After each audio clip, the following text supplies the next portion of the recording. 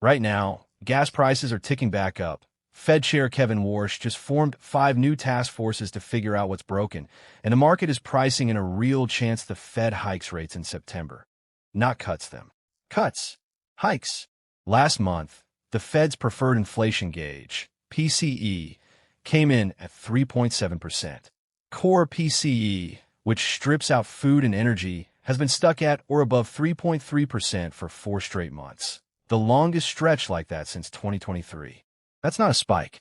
That's a plateau, nearly 2 full years after everyone was told inflation was coming down. And here's what should stop you. Gas prices dropping. The one thing giving headline inflation any relief right now is happening because of a temporary truce in the Middle East. Take that away, and the cooling story disappears overnight. So everyone's pointing at the Middle East like it's the reason inflation won't die. But conflict, there's a 5-month story. This inflation problem is a 5-year one.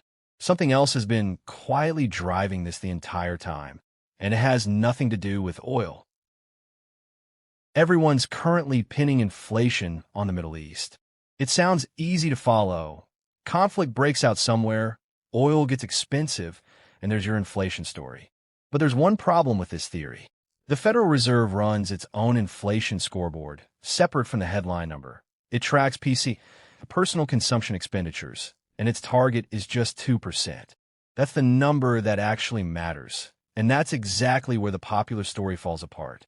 The Middle East tension started only 5 months ago, but the Fed's own measure has missed its target for 63 straight months, over 5 years. PCE currently sits around 4%, more than double the target, and still climbing. So people are using a 5-month-old story to explain a 5-year-old problem. This isn't just a number economists care about. Your mortgage, your car loan, your savings account's interest, and what your money will be worth next year. All of it rests on this one figure. The golden era. There was a time when inflation moved like a pendulum, swinging up, then settling back near 2%. From 1985 to 2007, this period was called the Great Moderation. Steady growth, low inflation.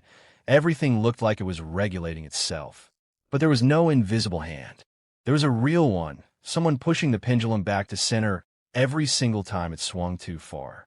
It was done so smoothly that people started believing the system balanced itself.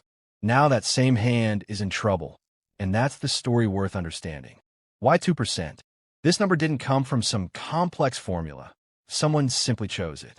According to St. Louis Fed economist Christopher Neely, when central banks were weighing the costs of inflation against the benefits of some price growth, 2% emerged as a balanced middle ground. Why not 0? Because when a recession hits, the Fed's biggest tool is cutting interest rates. If inflation were already at 0, rates would already be near the floor. 1 or 2 cuts, and the Fed would have nothing left, turning an ordinary recession into a prolonged depression. On the other hand, if the target were 4%, prices would double every 18 years, making it impossible for businesses to plan costs. So 2% became the Goldilocks number. Not too much, not too little. But hitting that 2% target every single year is a nearly impossible balancing act. For decades, the Fed made it look easy. Only now are we seeing how hard it actually was. When Volcker arrived, let's rewind to the late 1970s. Inflation was sprinting past 13.5%. At that pace, money would lose half its value every 9 years. People could directly feel their money rotting in their pockets.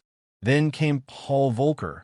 He took over as Fed chair in 1979 and did what nobody else wanted to do. He pushed interest rates to 20%. He deliberately triggered 2 back-to-back recessions just to starve inflation of its fuel. This came to be known as the Volcker shock. And it worked. From 1980 to 1983, inflation dropped from 13.5% to below 2%. 2 years later began the 23-year Great Moderation. So the obvious question is, if it worked for Volcker, why can't the Fed just do the same thing today? Here's the difference. When Volcker took charge, America's national debt was only about a quarter of the economy's size. By today's standards, that's practically nothing. So we pushed rates to 20%. It was brutal, but it was clean. Today, the debt is roughly equal to the entire GDP. The last time it was this high was during World War II. And the real problem isn't just this number.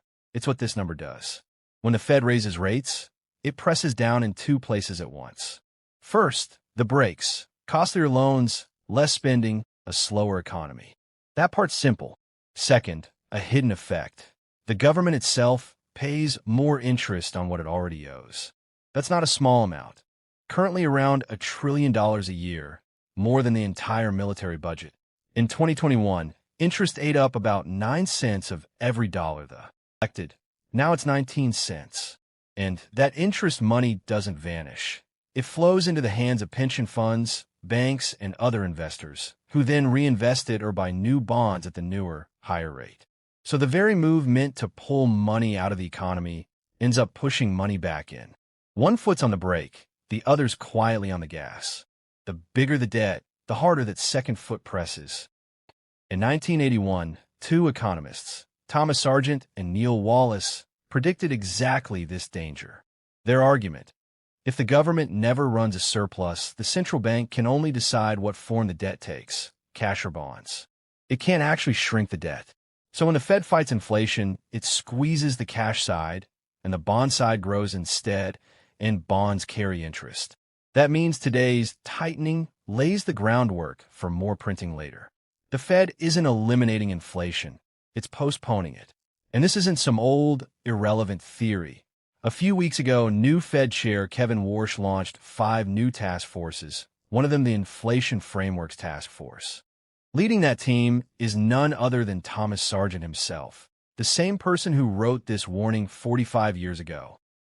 Look around, and everything seems calm. Gas got cheaper, headlines say things are cooling. But an earthquake is always felt last. By the time you feel it, the fault line slipped a while ago. Housing is the clearest example. It makes up over 35% of the headline number, and it moves the slowest because rent locks in for a year at a time. That means today's number is really reflecting pressure from months ago. To find the truth, you have to work backward. Prices only rise when someone's willing to pay more. And to pay more, you need more money to begin with. So money always moves first. This is where M2 comes in, the total cash circulating through the system. After 2020, that line went almost vertical. M2 is now growing at 5.5% a year, the fastest pace since July 2022. Money doesn't appear on its own. Someone injects it. That's the Fed's other tool, quantitative easing, QE. In 2020, the Fed created money out of thin air, bought bonds, and grew its balance sheet from $4 trillion to $9 trillion. The result: inflation shot past 9% by June 2022. Then the Fed had to reverse course. Quantitative tightening, QT. It let bonds expire without replacing them. Over 3.5 years, $2.2 trillion came off the balance sheet. Enough that the money supply itself shrank, something that hadn't happened since the Great Depression. But tightening can't go on forever. Last December, the Fed announced QT was over. Just 11 days later, it started buying bonds again, around $40 billion a month. The balance sheet that took 3.5 years to drain is now refilling. One story plays out in the headlines. The other runs underneath at the structural level. The Congressional Budget Office estimates this year's deficit will hit $1.4 trillion, 5.8% of GDP, compared to a 50-year average of just 3.8%. National debt is nearing $40 trillion, and interest payments now exceed $1 trillion a year. Warren Buffett's answer. When asked how he'd fix the deficit, Buffett's answer was, pass a law that whenever the deficit exceeds 3% of GDP, every sitting member of Congress becomes ineligible for re-election. He said it laughing, but he wasn't wrong. The real problem is incentives. To win elections, politicians promise to spend more, never less, which is why the deficit has stayed above 3% for practically the entire century. This isn't a 1 or 2 year issue. It's structural, and it won't fix itself. The longer we wait, the bigger the bill gets. The real question is, do we deal with it now, or wait until it forces itself on us? What do you think about this? Let me know in the comments.